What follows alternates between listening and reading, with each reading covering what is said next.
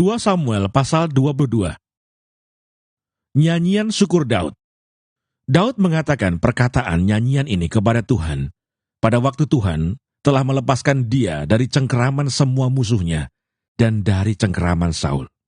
Ia berkata, "Ya Tuhan, bukit batuku, kubu pertahananku dan penyelamatku. Allahku, gunung batuku, tempat aku berlindung, perisaiku, tanduk keselamatanku, kota bentengku, tempat pelarianku, juru selamatku. Engkau menyelamatkan aku dari kekerasan. Terpujilah Tuhan seruku, maka aku pun selamat daripada musuhku. Sesungguhnya gelora-gelora maut telah mengelilingi aku. Banjir-banjir jahanam telah menimpa aku. Tali-tali dunia orang mati telah membelit aku. Perangkap-perangkap maut terpasang di depanku. Ketika aku dalam kesesakan, aku berseru kepada Tuhan. Kepada Allahku aku berseru, dan ia mendengar suaraku dari bait-Nya. Teriakku minta tolong masuk ke telinganya. Lalu bergoyang dan bergoncanglah bumi. Dasar-dasar langit gemetar dan bergoyang, oleh karena bernyala-nyala murkanya. Asap membumbung dari hidungnya. Api menjilat keluar dari mulutnya. Bara menyala keluar daripadanya. Ia menekukkan langit lalu turun. Kekelaman ada di bawah kakinya. Ia mengendarai kerub lalu terbang, dan tampak di atas sayap angin. Dan ia membuat kegelapan di sekelilingnya menjadi pondoknya. Air hujan yang gelap, awan yang tebal. Karena sinar kilat di hadapannya, bara api menjadi menyala. Tuhan mengguntur dari langit yang maha tinggi, memperdengarkan suaranya. Dilepaskannya panah-panah, sehingga diserakkannya mereka, yakni kilat-kilat, sehingga dikacaukannya mereka. Lalu kelihatanlah dasar-dasar laut. Alas-alas dunia tersingkap karena hardikan Tuhan, karena hembusan nafas dari hidungnya. Ia menjangkau dari tempat tinggi mengambil aku, menarik aku dari banjir. Ia melepaskan aku dari musuhku yang gagah, daripada orang-orang yang membenci aku, karena mereka terlalu kuat bagiku. Mereka menghadang aku pada hari sialku, tetapi Tuhan adalah sandaran bagiku. Ia membawa aku keluar ke tempat lapang. Ia menyelamatkan aku, karena ia berkenan kepadaku. Tuhan memperlakukan aku sesuai dengan kebenaranku. Ia membalas kepadaku, sesuai dengan kesucian tanganku. Sebab aku tetap mengikuti jalan Tuhan, dan tidak menjauhkan diri dari Allahku sebagai orang fasik. Sebab segala hukumnya kuperhatikan, dan dari ketetapannya aku tidak menyimpang. Aku berlaku tidak bercelah kepadanya, dan menjaga diri terhadap kesalahan. Karena itu Tuhan membalas kepadaku, sesuai dengan kebenaranku, sesuai dengan kesucianku di depan matanya. Terhadap orang yang setia, engkau berlaku setia. Terhadap orang yang tidak bercelah, engkau berlaku tidak bercelah. Terhadap orang yang suci, engkau berlaku suci. Tetapi terhadap orang yang bengkok, engkau berlaku belat-belit. Bangsa yang tertindas engkau selamatkan, tetapi matamu melawan orang-orang yang tinggi hati, supaya mereka kau rendahkan. Karena engkaulah pelitaku ya Tuhan, dan engkau menyinari kegelapanku. Karena dengan engkau aku berani menghadapi gerombolan. Dengan Allahku, aku berani melompati tembok. Adapun Allah jalannya sempurna, sabda Tuhan itu murni. Dia menjadi perisai bagi semua orang yang berlindung padanya. Sebab siapakah Allah selain dari Tuhan? Dan siapakah gunung batu selain dari Allah kita? Allah, dialah yang menjadi tempat pengungsianku yang kuat, dan membuat jalanku rata. Yang membuat kakiku seperti kaki rusa, dan membuat aku berdiri di bukit. Ia mengajar tanganku berperang, sehingga lenganku dapat melengkungkan busur tembaga. Juga kau berikan kepadaku perisai keselamatanmu, dan kebaikanmu telah membuat aku besar. Kau berikan tempat lapang untuk langkahku, dan mata kakiku tidak goyah. Aku mengejar musuhku sampai mereka kupunahkan, dan tidak berbalik sebelum mereka kuhabiskan. Aku menghabiskan dan meremukkan mereka, sehingga mereka tidak bangkit lagi, dan mereka rebah di bawah kakiku. Engkau telah mengikat pinggangku dengan keperkasaan untuk berperang. Engkau tundukkan ke bawah kuasaku. orang yang bangkit melawan aku. Kau buat musuhku lari daripadaku. Orang-orang yang membenci aku, mereka kubinasakan. Mereka berteriak minta tolong, tetapi tidak ada yang menyelamatkan. Mereka berteriak kepada Tuhan, tetapi Ia tidak menjawab mereka. Aku menggiling mereka halus-halus seperti debu tanah. Aku menumbuk mereka dan menginjak-injak mereka seperti lumpur di jalan. Dan Engkau meluputkan aku dari perbantahan bangsaku. Engkau memelihara aku sebagai kepala atas bangsa-bangsa. Bangsa yang tidak kukenal menjadi hambaku. Orang-orang asing tunduk menjilat kepadaku. Baru saja telinga mereka mendengar, mereka taat kepadaku. Orang-orang asing pucat layu dan keluar dari kota kubunya dengan gemetar. Tuhan hidup, terpujilah gunung batuku. Dan ditinggikanlah kiranya Allah gunung batu keselamatanku. Allah yang telah mengadakan pembalasan bagiku, yang telah membawa bangsa-bangsa ke bawah kuasaku, dan yang telah membebaskan aku daripada musuhku. Dan Engkau telah meninggikan aku, mengatasi mereka yang bangkit melawan aku. Engkau telah melepaskan aku dari para penindas. Sebab itu, aku mau menyanyikan syukur bagimu ya Tuhan di antara bangsa-bangsa. Dan aku mau menyanyikan mazmur bagi namamu. Ia mengaruniakan keselamatan yang besar kepada raja yang diangkatnya, dan menunjukkan kasih setia kepada orang yang diurapinya, kepada Daud dan anak cucunya untuk selamanya. 2 Samuel pasal 23. Perkataan Daud yang terakhir. Inilah perkataan Daud yang terakhir. Tutur kata Daud bin Isai, dan tutur kata orang yang diangkat tinggi, orang yang diurapi Allah Yakub, pemazmur yang disenangi di Israel. Roh Tuhan berbicara dengan perantaraanku, firman-Nya ada di lidahku. Allah Israel berfirman, gunung batu Israel berkata kepadaku, apabila seorang memerintah manusia dengan adil, memerintah dengan takut akan Allah, ia bersinar seperti fajar di waktu pagi. Pagi yang tidak berawan, yang sesudah hujan membuat berkilauan rumput muda di tanah. Bukankah seperti itu keluargaku di hadapan Allah? Sebab Ia menegakkan bagiku suatu perjanjian kekal, teratur dalam segala-galanya dan terjamin. Sebab segala keselamatanku dan segala kesukaanku, bukankah Dia yang menumbuhkannya? Tetapi orang-orang yang durusila, mereka semuanya seperti duri yang dihamburkan. Sesungguhnya, mereka tidak terpegang oleh tangan.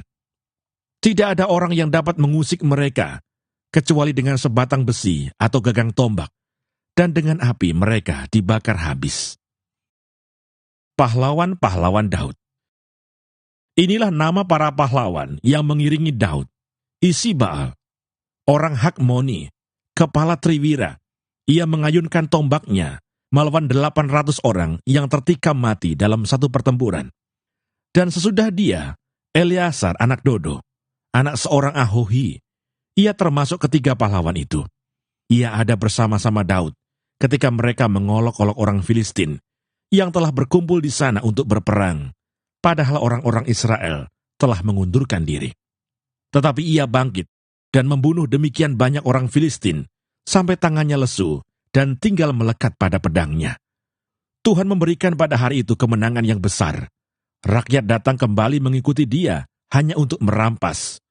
Sesudah dia, Sama anak Age, orang Harari, ketika orang Filistin berkumpul di Lehi, di sana ada sebidang tanah ladang penuh kacang merah. Dan tentara telah melarikan diri dari hadapan orang Filistin. Maka berdirilah ia di tengah-tengah ladang itu. Ia dapat mempertahankannya dan memukul kalah orang Filistin. Demikianlah diberikan Tuhan kemenangan yang besar. Sekali datanglah 3 orang dari ke-30 kepala mendapatkan Daud menjelang musim menuai dekat gua Adulam, sedang sepasukan orang Filistin berkemah di lembah Refaim. Pada waktu itu Daud ada di dalam kubu gunung, dan pasukan pendudukan orang Filistin pada waktu itu ada di Bethlehem. Lalu timbullah keinginan pada Daud, dan ia berkata, sekiranya ada orang yang memberi aku minum air dari perigi Bethlehem yang ada dekat pintu gerbang. Lalu ketiga pahlawan itu menerobos perkemahan orang Filistin. Mereka menimba air dari perigi Bethlehem yang ada dekat pintu gerbang, mengangkatnya dan membawanya kepada Daud. Tetapi Daud tidak mau meminumnya, melainkan mempersembahkannya sebagai korban curahan kepada Tuhan. Katanya, "Jauhlah daripadaku ya Tuhan, untuk berbuat demikian. Bukankah ini darah orang-orang yang telah pergi dengan mempertaruhkan nyawanya?" Dan tidak mau ia meminumnya. Itulah yang dilakukan ketiga pahlawan itu. Abisai, adik Yoab, anak Seruya, dialah kepala ke-30 orang itu. Dan dialah yang mengayunkan tombaknya melawan 300 orang yang mati ditikamnya. Ia mendapat nama di antara ke-30 orang itu. Bukankah ia yang paling dihormati di antara ke-30 orang itu? Memang, ia menjadi pemimpin mereka, tetapi ia tidak dapat menyamai Triwira itu.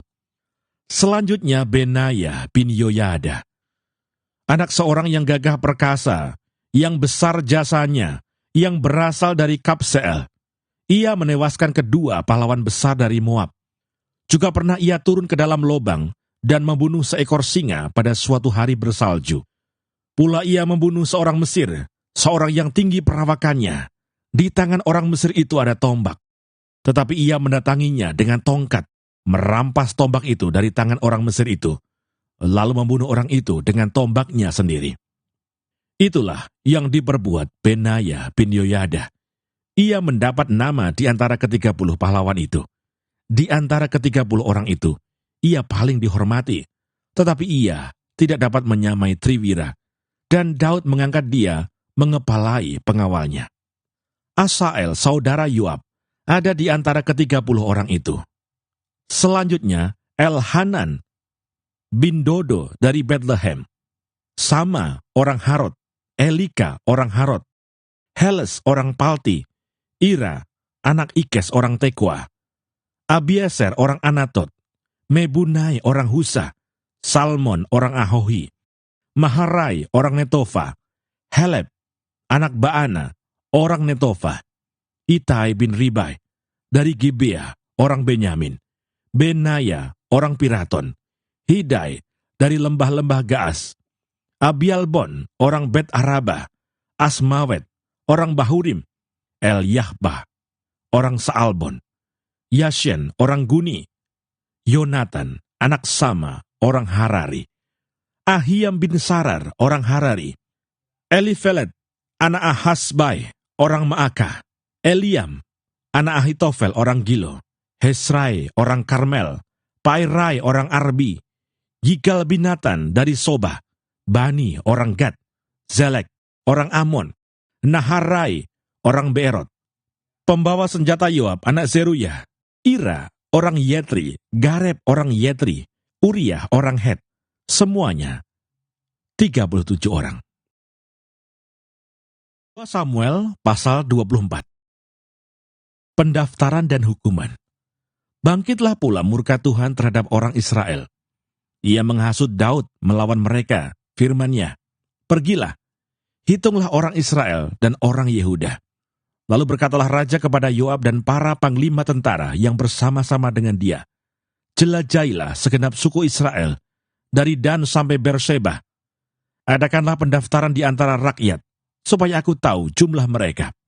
Lalu berkatalah Yoab kepada raja, "Kiranya Tuhan Allahmu menambahi rakyat 100 kali lipat daripada yang ada sekarang, dan semoga mata tuanku raja sendiri melihatnya.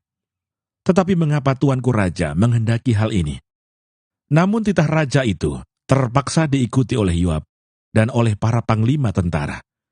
Maka pergilah Yoab dan panglima-panglima tentara itu atas perintah raja untuk mengadakan pendaftaran di antara bangsa Israel. Mereka menyeberangi sungai Yordan, lalu mulai dari Aroer dan dari kota yang terletak di tengah-tengah lembah ke arah Gad dan Yaeser. Kemudian sampailah mereka ke Gilead dan ke Kades di negeri orang Het. Selanjutnya sampailah mereka ke Dan, dan dari Dan mengambil jurusan Sidon. Kemudian sampailah mereka ke tempat yang berkubu, Tirus, dan ke segala kota orang Hewi dan orang Kanaan. Akhirnya tibalah mereka di bagian selatan Yehuda di Berseba. Setelah mereka menjelajah seluruh negeri itu, sampailah mereka kembali ke Yerusalem setelah lewat 9 bulan dan 20 hari. Lalu Yoab memberitahukan kepada raja hasil pendaftaran rakyat. Orang Israel ada 800.000 orang perangnya yang dapat memegang pedang, dan orang Yehuda ada 500.000. Tetapi berdebar-debarlah hati Daud setelah ia menghitung rakyat, lalu berkatalah Daud kepada Tuhan, "Aku telah sangat berdosa karena melakukan hal ini. Maka sekarang Tuhan, jauhkanlah kiranya kesalahan hamba-Mu, sebab perbuatanku itu sangat bodoh." Setelah Daud bangun daripada waktu pagi, datanglah firman Tuhan kepada Nabi Gad, pelihat Daud demikian. "Pergilah, katakanlah kepada Daud, beginilah firman Tuhan, 3 perkara kuhadapkan kepadamu, pilihlah salah satu daripadanya, maka aku akan melakukannya kepadamu." Kemudian datanglah Gad kepada Daud, memberitahukan kepadanya dengan berkata kepadanya, "Akan datanglah menimpa engkau 3 tahun kelaparan di negerimu, atau maukah engkau melarikan diri 3 bulan lamanya dari hadapan lawanmu, sedang mereka itu mengejar engkau? Atau akan adakah 3 hari penyakit sampar di negerimu? Maka sekarang, pikirkanlah dan timbanglah, jawab apa yang harus kusampaikan kepada yang mengutus aku." Lalu berkatalah Daud kepada Gad, "Sangat susah hatiku. Biarlah kiranya kita jatuh ke dalam tangan Tuhan, sebab besar kasih sayangnya. Tetapi janganlah aku jatuh ke dalam tangan manusia." Jadi Tuhan mendatangkan penyakit sampar kepada orang Israel dari pagi hari sampai waktu yang ditetapkan. Maka matilah dari antara bangsa itu, dari Dan sampai Berseba, 70.000 orang. Ketika malaikat mengacungkan tangannya ke Yerusalem untuk memusnahkannya, maka menyesallah Tuhan karena malapetaka itu. Lalu ia berfirman kepada malaikat yang mendatangkan kemusnahan kepada bangsa itu, "Cukup, turunkanlah sekarang tanganmu itu." Pada waktu itu malaikat Tuhan itu ada dekat tempat pengirikan Arauna, orang Yebus. Dan berkatalah Daud kepada Tuhan, ketika dilihatnya malaikat yang tengah memusnahkan bangsa itu demikian, "Sesungguhnya aku telah berdosa, dan aku telah membuat kesalahan. Tetapi domba-domba ini, apakah yang dilakukan mereka? Biarlah kiranya tanganmu menimpa aku dan kaum keluargaku." Mezbah didirikan dekat Yerusalem, tulah berhenti. Pada hari itu datanglah Gad kepada Daud dan berkata kepadanya, "Pergilah, dirikanlah mezbah bagi Tuhan di tempat pengiripan Arauna, orang Yebus itu." Lalu pergilah Daud sesuai dengan perkataan Gad, seperti yang diperintahkan Tuhan. Ketika Arauna menjenguk dan melihat raja dengan pegawai-pegawainya mendapatkannya, pergilah Arauna keluar, lalu sujud kepada raja dengan mukanya ke tanah. Bertanyalah Arauna, "Mengapa tuanku raja datang kepada hambanya ini?" Jawab Daud, "Untuk membeli tempat pengirikan ini daripadamu, dengan maksud mendirikan mezbah bagi Tuhan, supaya tulah ini berhenti menimpa rakyat." Lalu berkatalah Arauna kepada Daud, "Baiklah tuanku raja mengambilnya, dan mempersembahkan apa yang dipandangnya baik. Lihatlah, itu ada lembu-lembu untuk korban bakaran, dan eretan-eretan pengirik, dan alat perkakas lembu untuk kayu bakar. Semuanya ini ya raja, diberikan Arauna kepada raja." Arauna berkata pula kepada raja, "Kiranya Tuhan Allahmu berkenan kepadamu." Tetapi berkatalah raja kepada Arauna, "Bukan begitu, melainkan aku mau membelinya daripadamu dengan membayar harganya, sebab aku tidak mau mempersembahkan kepada Tuhan Allahku korban bakaran dengan tidak membayar apa-apa." Sesudah itu Daud membeli tempat pengirikan dan lembu-lembu itu dengan harga 50 sikal perak. Lalu Daud mendirikan di sana mezbah bagi Tuhan dan mempersembahkan korban bakaran dan korban keselamatan.